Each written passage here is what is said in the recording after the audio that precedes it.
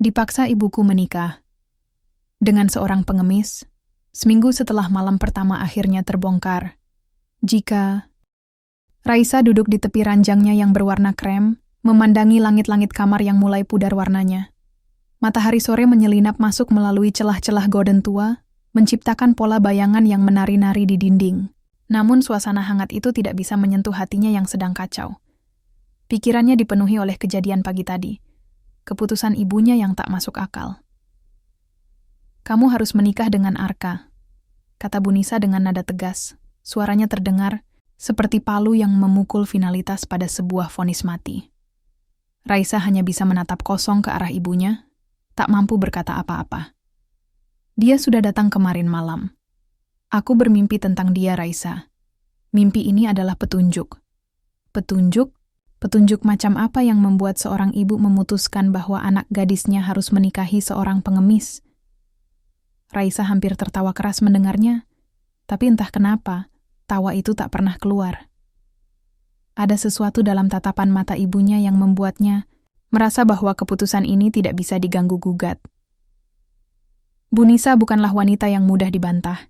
Sejak kecil, Raisa selalu tahu bahwa ibunya memiliki keyakinan kuat terhadap hal-hal yang sulit dipahami orang lain. Ia sering bercerita tentang mimpi-mimpinya yang ia yakini sebagai firasat atau pesan dari Tuhan. Dulu, Raisa hanya menganggapnya sebagai bagian dari kepribadian unik ibunya.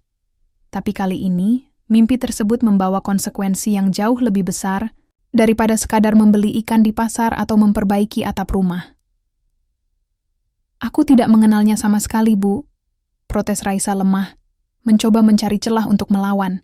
"Apa yang kamu harapkan? Aku bahkan belum pernah bicara dengannya." "Itulah titiknya, Nak," jawab Bu Nisa dengan mata berkaca-kaca. "Mimpi itu memberiku kepastian. Dia adalah pria yang akan melindungimu. Kamu mungkin tidak mengerti sekarang, tapi nanti kamu akan melihat sendiri." Raisa menghela napas panjang. Ia tahu betul bahwa ketika ibunya sudah menggunakan nada seperti itu, tidak ada gunanya lagi berdebat. Bu Nisa bukan hanya seorang ibu biasa. Ia adalah sosok yang teguh dan keras kepala, seseorang yang selalu percaya pada intuisinya tanpa ragu. Bagi Raisa, ini adalah bentuk cinta ibunya yang kadang terasa begitu menyesakan. Beberapa hari kemudian, pernikahan mereka dilaksanakan dengan sangat sederhana.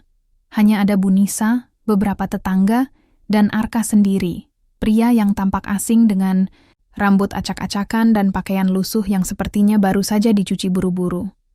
Wajahnya ditutupi oleh jenggot tipis yang tidak terawat, dan matanya terlihat kosong, seolah-olah jiwa di baliknya telah hilang entah kemana. Raisa berdiri di hadapan Arka, mengenakan kebaya pinjaman milik tetangga. Hatinya penuh dengan campuran amarah, kebingungan, dan sedikit rasa takut. Ketika penghulu membacakan doa-doa, ia hanya bisa menundukkan kepala, berharap semua ini hanyalah mimpi buruk yang akan segera berakhir. Namun, ketika Arka mengucapkan ijab kabul dengan suara pelan namun mantap, Raisa sadar bahwa ini nyata. Ia resmi menjadi istri seorang pengemis, seseorang yang bahkan tak pernah ia kenal sebelumnya. Saat itu juga, dunia yang ia kenal runtuh, digantikan oleh ketidakpastian yang menakutkan. Hari pertama setelah pernikahan terasa seperti mimpi buruk yang berlanjut. Raisa terbangun di sebuah gubuk kecil di pinggir kota, tempat Arka tinggal sebelum menikahinya. Gubuk itu hanya terdiri dari satu ruangan sempit dengan dinding kayu yang reyot dan atap bocor di beberapa tempat. Bau kayu lapuk dan debu menyelimuti udara, membuatnya sesak napas. Ini jelas bukan kehidupan yang pernah ia bayangkan untuk dirinya sendiri.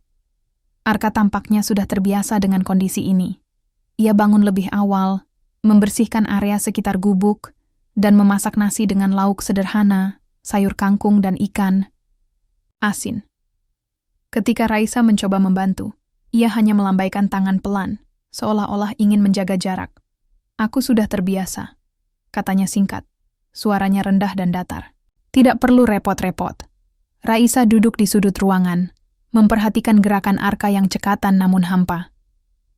Ia mencoba mencari kontak mata, tetapi Arka selalu menghindar. Ada sesuatu yang aneh tentang pria itu, sesuatu yang tidak bisa ia deskripsikan dengan jelas. Bukan hanya soal penampilannya yang lusuh atau cara dia berbicara yang minim emosi, tetapi juga aura misterius yang mengelilinginya. Selama beberapa hari pertama, mereka hidup dalam keheningan yang nyaris tak terpecahkan. Raisa mencoba beradaptasi dengan rutinitas baru yang jauh dari kenyamanan rumahnya dulu. Ia mencuci pakaian, membersihkan gubuk, dan berusaha melakukan pekerjaan-pekerjaan rumah tangga lainnya, meskipun tubuhnya masih terasa kaku dan pikirannya penuh dengan keraguan. Namun, semakin lama ia tinggal bersama Arka, semakin banyak hal-hal aneh yang ia temukan. Pria itu jarang berbicara, tetapi kadang-kadang ia terlihat bergumam sendiri di tengah malam. Suaranya pelan, hampir seperti bisikan, tetapi Raisa bisa mendengarnya meski hanya sedikit. Pernah suatu malam, Raisa terbangun karena suara langkah kaki di luar gubuk. Ketika ia keluar untuk memeriksa, ia melihat Arka berjalan cepat menuju hutan kecil di belakang gubuk. Di pundaknya, ia membawa tas kecil yang tampak berat. Raisa mencoba memanggilnya, tetapi Arka tidak menoleh. Ia hanya melanjutkan langkahnya, seolah-olah tidak mendengar panggilan itu sama sekali. Kejadian itu membuat Raisa semakin curiga. Apa yang sebenarnya dilakukan Arka di tengah malam? Mengapa ia selalu membawa tas kecil itu? Pertanyaan-pertanyaan itu terus menghantui pikirannya, membuatnya sulit tidur dan semakin frustrasi. Suatu pagi, ketika Arka sedang pergi entah kemana, Raisa memutuskan untuk mencari jawaban atas kecurigaannya. Ia mulai menggeledah gubuk itu, mencari petunjuk apapun yang bisa menjelaskan perilaku misterius Arka. Di bawah kasur tua yang mereka gunakan, ia menemukan sebuah kotak kayu kecil yang terkunci. Namun, sebelum ia bisa membukanya, Arka tiba-tiba muncul di pintu gubuk. "Apa yang kamu lakukan?" Tanyanya dingin. Matanya menatap tajam ke arah kotak di tangan Raisa. Raisa tersentak, wajahnya memerah karena ketahuan. Aku hanya ingin tahu. Kamu selalu membawa-bawa tas itu, dan aku tidak tahu apa yang ada di dalamnya." Arka menghela napas panjang, lalu mengambil kotak itu dari tangan Raisa. "Ini bukan urusanmu," katanya dengan nada tegas. "Kamu tidak perlu tahu." Jawaban itu membuat Raisa semakin marah. "Bagaimana bisa aku tidak perlu tahu? Aku menikah denganmu, Arka. Kita seharusnya saling percaya, bukan?" Namun, Arka tidak menjawab. Ia hanya meletakkan kotak itu kembali di bawah kasur dan pergi tanpa mengucapkan sepatah kata pun. Raisa merasa semakin terjebak dalam kebingungan dan kemarahan. Apakah ini benar-benar kehidupan yang harus ia jalani? Pada hari ke-7 pernikahan, Raisa akhirnya menemukan kesempatan untuk membuka kotak kayu misterius itu. Ketika Arka pergi ke pasar untuk membeli bahan makanan, ia memutuskan untuk bertindak. Dengan hati-hati, ia mengambil kotak itu dan memeriksanya. Setelah beberapa saat mencoba membuka kunci yang rapuh, ia berhasil. Di dalam kotak itu, ia menemukan tumpukan dokumen penting. Ada surat-surat resmi yang menyebutkan nama lengkap Arka, foto-foto keluarga yang tampak kaya raya, serta beberapa lembar uang dalam jumlah besar. Namun yang paling mengejutkan adalah keberadaan sebuah pistol kecil yang terbungkus rapi dalam kain. Raisa merasa jantungnya berdetak kencang. Apa arti semua ini? Sebelum ia bisa memproses apa yang dilihatnya, Arka tiba-tiba pulang lebih awal. Melihat ekspresi panik di wajah Raisa, ia langsung menyadari apa yang telah terjadi. "Kamu membukanya," kata Arka dengan nada datar, matanya menatap tajam ke arah kotak di tangan Raisa. Raisa mengangguk, merasa bersalah namun penasaran. "Aku harus tahu, Arka, siapa kamu sebenarnya? Kenapa kamu menyembunyikan semua ini dariku?" Arka menghela napas panjang, lalu duduk di samping Raisa. Untuk pertama kalinya, ia tampak ragu-ragu. "Baiklah," katanya akhirnya. "Aku akan memberitahumu segalanya, tapi kamu harus berjanji untuk tidak memberitahukan siapapun tentang ini." Raisa mengangguk cepat, antusias untuk mendengar penjelasannya. "Aku bukan pengemis biasa," lanjut Arka. "Aku berasal dari keluarga kaya raya. Ayahku adalah seorang pengusaha sukses, dan kami hidup dalam kemewahan. Tapi beberapa bulan, Lalu keluargaku mendapat ancaman dari kelompok kriminal yang ingin menguasai bisnis kami. Mereka membunuh beberapa anggota keluarga kami, termasuk adikku. Raisa tercengang mendengar cerita itu.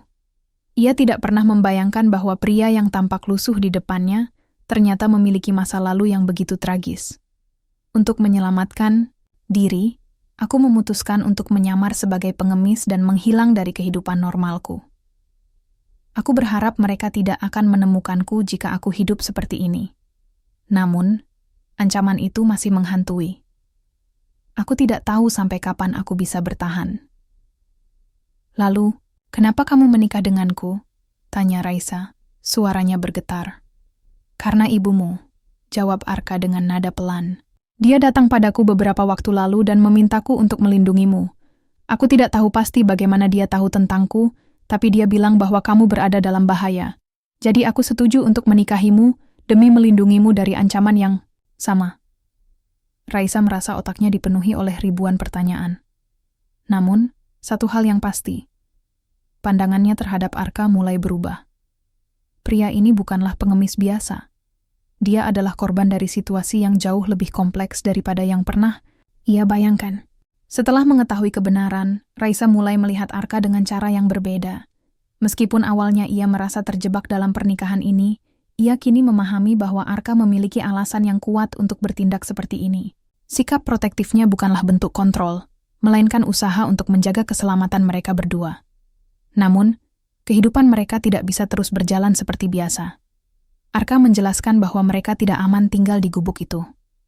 Musuh-musuhnya mungkin sudah mengetahui keberadaannya, dan mereka harus segera meninggalkan tempat itu. Kita harus pergi ke tempat yang lebih aman, kata Arka suatu malam, matanya penuh dengan keteguhan. Aku sudah menyiapkan rencana. Tapi kamu harus bersiap-siap untuk menghadapi tantangan besar. Raisa mengangguk, meskipun hatinya dipenuhi oleh campuran rasa takut dan antisipasi. Ia tidak tahu apa yang akan terjadi selanjutnya, tetapi ia yakin bahwa ia tidak bisa mundur sekarang. Ia telah memutuskan untuk berdiri di sisi Arka, apapun risikonya. Perjalanan mereka dimulai keesokan harinya. Mereka meninggalkan gubuk tua itu tanpa membawa banyak barang, hanya beberapa pakaian dan perlengkapan penting. Selama perjalanan mereka harus bersembunyi dari orang-orang yang mencurigakan dan menghindari jalan-jalan utama. Arka tampak sangat waspada, selalu memeriksa sekeliling sebelum melangkah maju. Di tengah perjalanan, mereka sempat beristirahat di sebuah desa kecil yang terpencil. Di sana, Raisa mulai mengenal Arka lebih dalam. Ia menemukan bahwa di balik sikap dinginnya, Arka adalah pria yang penuh dedikasi dan memiliki hati yang lembut. Ia sering bercerita tentang keluarganya, tentang masa kecilnya yang bahagia, dan tentang impian-impian yang kini harus ia tinggalkan. Apakah kamu pernah merasa putus asa? Tanya Raisa suatu malam ketika mereka duduk di bawah bintang-bintang. Tentu saja, jawab Arka dengan senyum kecil. Tapi aku selalu ingat bahwa aku harus bertahan. Tidak hanya untuk diriku sendiri, tetapi juga untuk orang-orang yang aku cintai. Percakapan-percakapan seperti itu membuat hubungan mereka semakin erat. Raisa mulai merasakan ikatan yang lebih dalam dengan Arka, sesuatu yang tidak pernah ia bayangkan akan terjadi di awal pernikahan mereka. Namun, perjalanan mereka tidak berjalan mulus. Suatu malam, mereka disergap oleh sekelompok pria bersenjata yang tampaknya sedang mencari Arka. Dengan cepat, Arka menarik Raisa ke balik semak-semak dan berusaha melindunginya. Suara tembakan memenuhi udara, dan detik-detik itu terasa seperti keabadian bagi Raisa. Setelah pertempuran singkat, mereka berhasil melarikan diri. Namun, insiden itu meninggalkan bekas mendalam pada Raisa.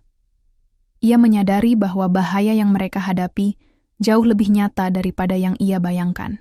Setelah melewati berbagai rintangan, Arka dan Raisa akhirnya tiba di sebuah tempat perlindungan rahasia di pegunungan. Tempat itu tersembunyi di antara pepohonan lebat, jauh dari keramaian dan mata-mata musuh. Di sana, mereka menemukan kedamaian, sementara yang sangat mereka butuhkan.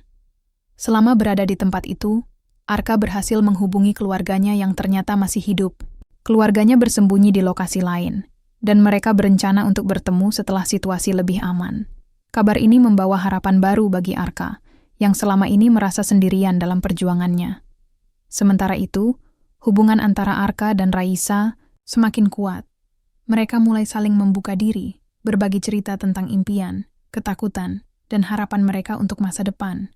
Raisa menyadari bahwa ia telah jatuh cinta kepada Arka, bukan karena status atau kekayaannya, tetapi karena keberanian dan ketulusannya. "Aku tidak pernah membayangkan bahwa aku bisa mencintaimu," kata Raisa suatu malam ketika mereka duduk di tepi sungai kecil. "Tapi sekarang aku tahu bahwa cinta tidak selalu datang dari hal-hal yang indah. Kadang-kadang, ia lahir dari badai yang kita hadapi bersama." Arka tersenyum, matanya penuh dengan kelembutan. "Aku juga tidak pernah berharap bertemu seseorang sepertimu," katanya. "Kamu membuatku percaya bahwa masa depan masih layak untuk diperjuangkan." Mereka memutuskan untuk melanjutkan hidup bersama, meskipun masa depan masih penuh ketidakpastian. Mereka tahu bahwa perjalanan mereka belum berakhir, tetapi mereka siap menghadapi apapun yang akan datang dengan cinta dan keberanian. Cerita ditutup dengan gambaran mereka berdua berdiri di bawah sinar matahari pagi, memandangi horizon yang luas. Ada harapan baru di mata mereka, sebuah awal baru yang penuh dengan janji. Mereka tidak tahu apa yang akan terjadi besok, tapi mereka tahu bahwa mereka tidak